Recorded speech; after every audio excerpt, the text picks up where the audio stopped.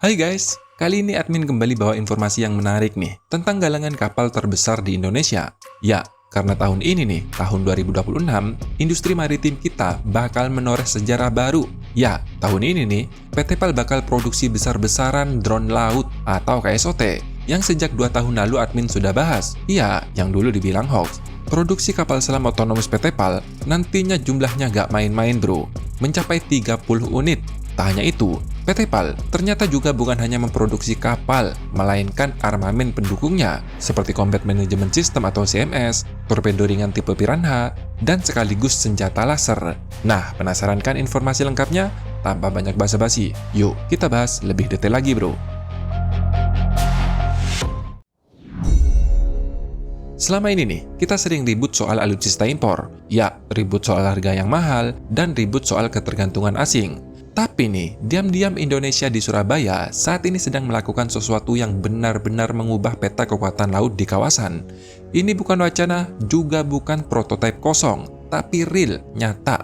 Kapal selam tanpa awak yang bersenjata buatan bangsa Indonesia.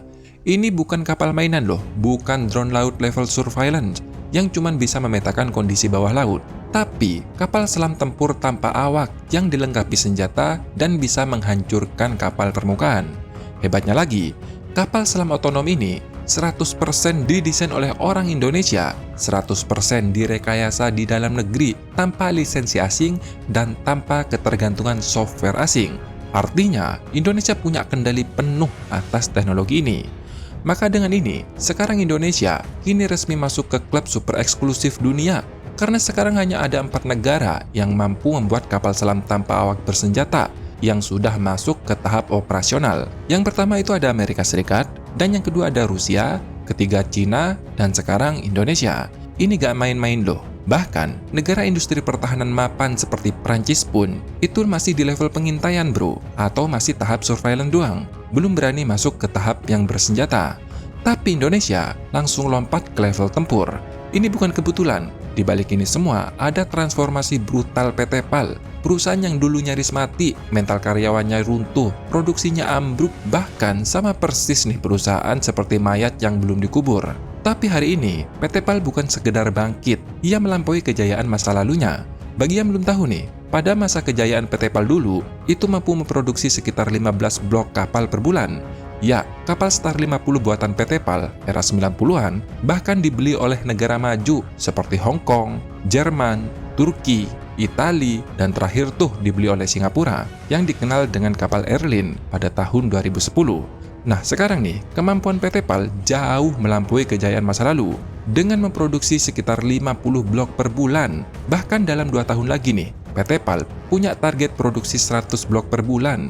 Bisa bayangkan, kapal frigate Merah Putih itu cuma 160 blok loh. Kalau kemampuan PT PAL nanti nih 100 blok per bulan, artinya cuma butuh sekitar 49 hari untuk tahap fabrikasi seluruh bloknya. Lantas, secanggih apa nih kapal otonom buatan PT PAL? Di sini nih yang menarik, kapal selam ini sepenuhnya ditenagai oleh elektrik dan sekaligus sepenuhnya otonom, dikendalikan dari pusat komando TNI AL dan diperkuat oleh artificial intelligence yang ditanam strategi perang, patroli, dan penjagaan wilayah. Artinya, kapal ini bukan sekedar dikendalikan bro, tapi bisa berpikir dalam batasan militer yang dikunci. Dan ini penting loh, karena di era modern, perang laut bukan lagi soal personil, tapi soal sensor, algoritma, dan endurance. Selain itu, hal unik lainnya pada kapal ini, secara teori nih, baterainya itu cuma bertahan 72 jam. Tapi disinilah Indonesia melakukan lompatan teknologi yang membuat dunia harus menoleh nih. Karena kapal selam ini dapat mengisi ulang baterainya sendiri di bawah laut dengan memanfaatkan arus laut untuk memutar turbin rahasia yang menghasilkan listrik. Artinya, kapal ini bisa berbulan-bulan bro, beroperasi di bawah laut tanpa terdeteksi. Ini bukan cuma soal efisiensi energi, tapi revolusi doktrin perang laut. Karena kapal selam ini tanpa nuklir, tapi ketahanan selamnya bisa berbulan-bulan di bawah air. Dari sisi tempur, kapal ini bukan kaleng-kaleng loh. Desain akhir KSOT ini mampu membawa hingga 12 torpedo dengan sistem modular yang ditambah tanpa mengubah desain utama. Akustik signature-nya dirancang sangat senyap, bahkan baling-balingnya pun sangat dirahasiakan. Kenapa? Karena di dunia peperangan laut, suara baling-baling itu merupakan sidik jari bagi kapal selam. Sekali musuh mengenali polanya, permainan bakalan selesai, dan Indonesia paham betul soal ini.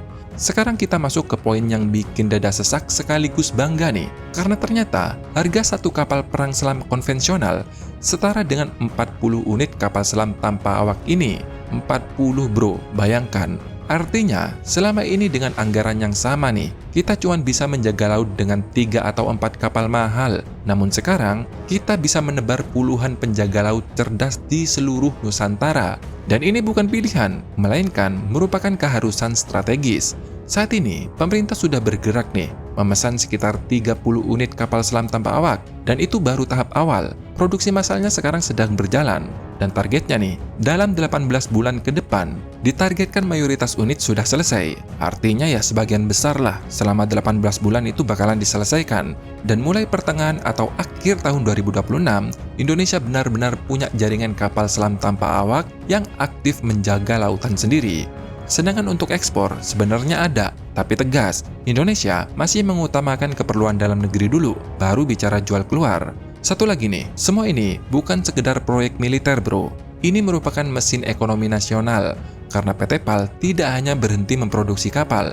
2026 ini, PT PAL juga memproduksi torpedo ringan tipe Piranha, Combat Management System atau CMS, dan sekaligus senjata laser kapal. Ingat, jenis laser yang digunakan itu Direct Energy Weapon, bukan laser gate atau laser pemandu. Lantas apa bedanya nih, laser Direct Energy dengan laser guided? Laser dengan sistem Direct Energy Weapon itu berperan sebagai peluru yang dapat ditembakkan untuk membakar, melubangi, atau bahkan menghancurkan target secara langsung. Sedangkan laser gate itu merupakan laser pemandu atau laser jamming yang cuma bisa mengacak sinyal atau mengalihkan sinyal.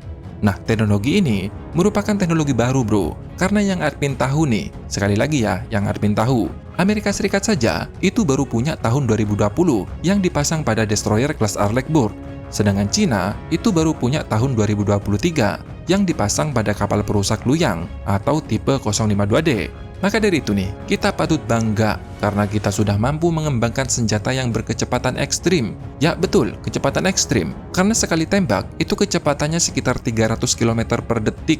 Nah, secara teori nih, kecepatan ini bisa mengintercept semua jenis senjata, baik drone, rudal, maupun pesawat. Namun sekali lagi ya, kondisi praktis di lapangan itu mempengaruhi tingkat keberhasilan bro. Meskipun saat ini nih, sistem laser masih portable, ya di kelas 10-50 kW, yang pada umumnya masih bertarget tunggal, maka senjata laser ini bisa dikatakan dirancang khusus untuk menghadapi drone ringan, bukan pesawat dan bukan rudal.